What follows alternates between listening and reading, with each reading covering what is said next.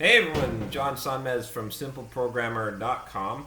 I'm answering a bunch of videos today, so I think this is like the fourth one I'm doing in this batch here.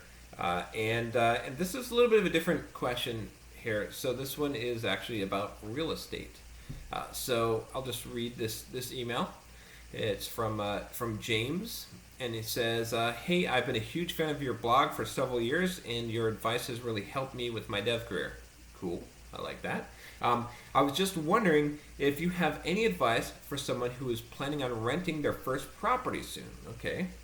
My father and I inherited a house a few years ago, and we are planning on renting it out.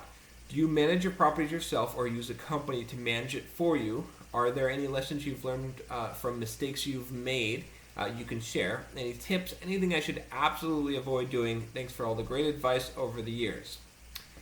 So, you're getting into property management. So, if you don't follow my blog or these videos, you probably are unaware of the fact that I'm a real estate investor. I've been investing in real estate since I was about 19 years old. I bought my first house. I never rented. I just bought. It wasn't easy to do at the time. I was basically broke and I just barely had enough money to pay the mortgage, but somehow I managed through that, and then I started investing in real estate, and I own quite a few properties now, probably somewhere like 24, 26 units of property. Like, some of them are fourplexes and duplexes and whatnot. So that's why James is asking this question, because he obviously knows that I am a real estate investor, and he wants my advice on this. So let me see where to start here. So let's start with, do I manage the properties myself or do I use a company to manage it? Absolutely, I use a company to manage my properties. When I first started out in real estate investment, I tried to manage properties myself, and I'm a pretty big guy, good. But I would pound on the door, like, I'm going to throw you out of this house, like, give me the rent. And they would just ignore me, and we'll have it tomorrow, next week, and I'd come back next week and flexing my muscles and trying to intimidate them to pay, and they never paid. People just have different priorities, right? I found renters. It's just crazy how people live, right? My priorities in life are like money wise is first I need shelter, so I spend my money there first. Then comes food, right? And then comes like things like entertainment and or actually comes utilities, stuff like that. And then at the bottom is like entertainment, like cigarettes and booze and whatever, movie theater. A lot of people, renters that had rented my properties, I found that their number one was like booze, and number two was cigarettes, and number three was right. And so all the way down the list at the very bottom was paying the rent. Kind of ridiculous, but hey, that's something you learn. So what I found from that was that a property management company made things a lot easier. In fact, looking at it in retrospective, it's really the power of agency, right? If I could have gotten better results getting the rent if I would have in a business suit, right, or in more business clothes, knocked on the door, said that I worked for the owner of the property, and that he was a harsh man, and he expected the rent. When would you have the rent? And I acted like I was on the side of the tenant. I wasn't the owner, but I worked for the owner. Then I could negotiate on his part, and I could say, yeah, I'm pretty sure he's going to throw you out. He's got a court order. He's not a very friendly guy. He's not very whatever. I could use that kind of guise and have the power of agency. Now, obviously, I've got the power of agency through a management company. When they go and they knock on the door and say, "Hey, the rent's due," they're like, "Hey, we represent the owner. We'll just throw you out." And there's no. They're a neutral party. They're working for me, but they represent me. They someone can't directly manipulate or trick them because there's a gap in between there. They have to talk to me, and I'll say, no, get the rent. Don't take any of their excuses. Throw them out or get the rent, right? So definitely get a property management company. It's the best money I spend every month. Fees are somewhere around 6 to 10%. I don't care. If you don't pick a property management company based on their fee, pick it based on how good they are. I've fired several property management companies in my time, and if you have to pay 10% or more, it's worth it to pay a higher percent, to pay more to have someone manage your property and have them do a good job, because property management companies can cost you a fortune if they have bogus repairs, and they're kind of shady, a lot of them. So they'll do a lot of things like bogus repairs. They won't get things rented. They'll have crappy tenants in there. Make sure it's a quality one. They're probably going to charge more money, but check them out. Check the references. Call up their owners that own the properties, and establish a good relationship from the start with them. When you do hire them, make sure that they know that you're on top of things. You're managing the property management company. It's not like you are just having them manage your properties and you're never touching them. You're not managing the properties, but you're managing the property management company, and that's fine, because that's one thing you have to manage. Let's say when you have 5 properties, it really comes into play. This is one thing you have to manage.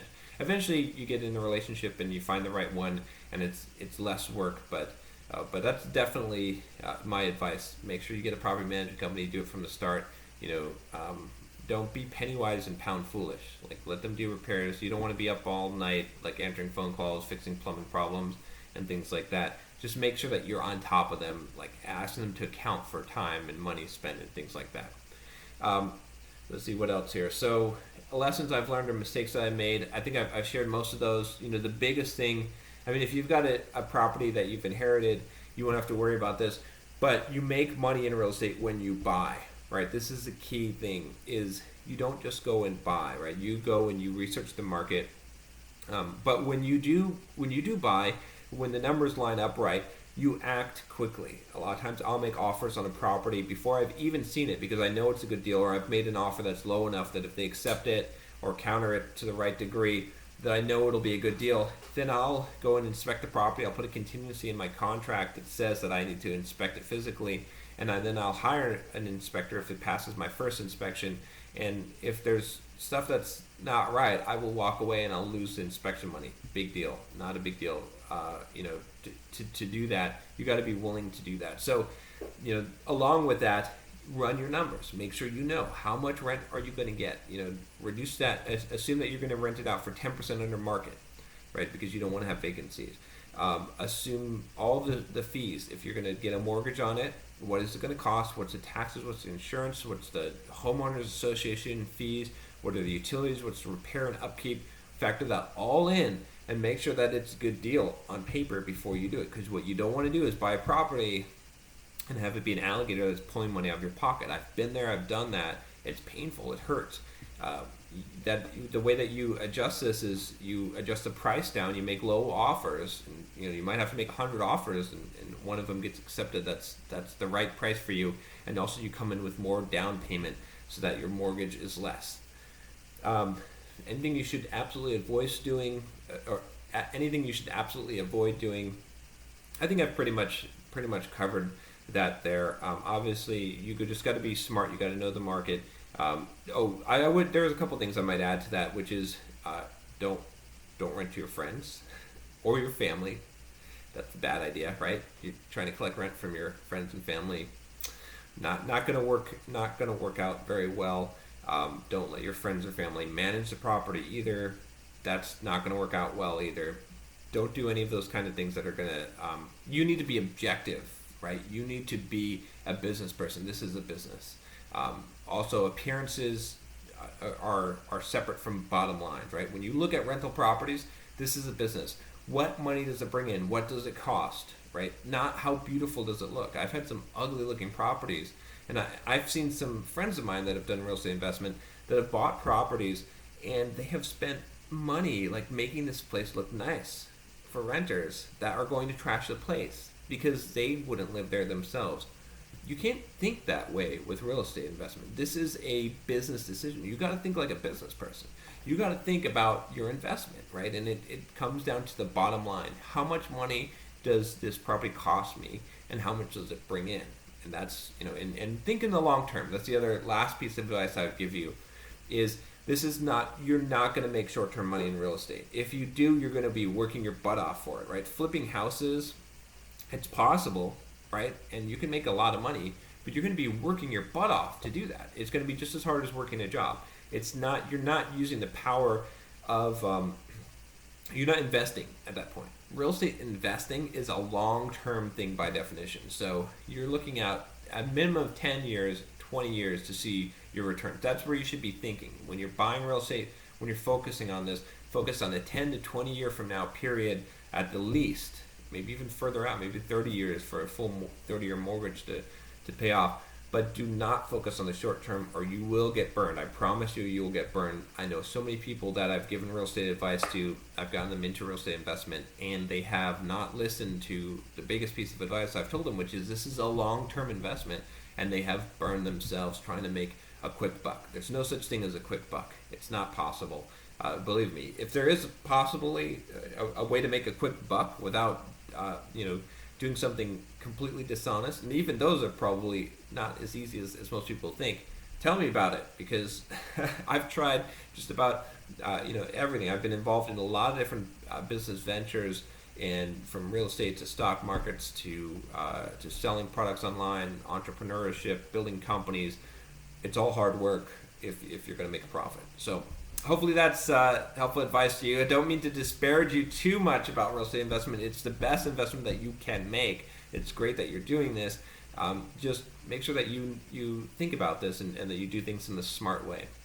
All right, well, that's it for this video. If you like these kind of videos about, really, I talk about a lot of different things on this channel, from career advice to real estate investment and kind of inspirational type of videos. Don't hesitate to subscribe to the channel, and you'll get these videos from me. Actually, lately it's been more frequently than once a week, even though I said I was gonna cut this down to once a month. But hey, yeah. And if you have any questions, comments, send me an email, leave me a comment below. Take care. Talk to you next time.